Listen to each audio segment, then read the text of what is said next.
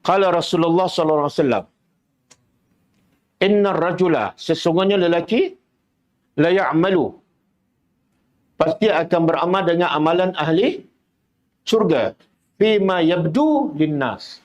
Tengok, ada tambahan. Pada zahir mengikut manusia. Makna pada zahir luaran amalan ahli syurga.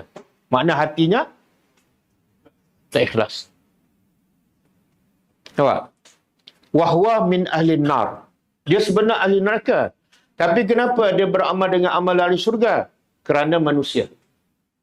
Maka sebab tu di hujung kehidupan Allah tunjuk rupa dia yang sebenar. Bertukar buat amalan ahli neraka dan masa tu dia mati masuk neraka. Pengajaran paling besar di sini apa dia?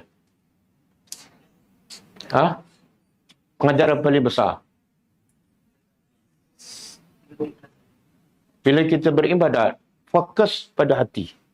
Jangan fokus pada gambaran luar. Sebab kita bila nak solat ke, nak apa-apa, kita banyak fokus pada yang luar kan. Supaya apa? Supaya orang kata, orang tengok. Pakaian kita jaga, paras kita jaga, rambut kita jaga, kopiah kita pakai pun kita jaga. Tapi hati, kadang-kadang kita tak fokus. Yang tu ya Allah nak tengok.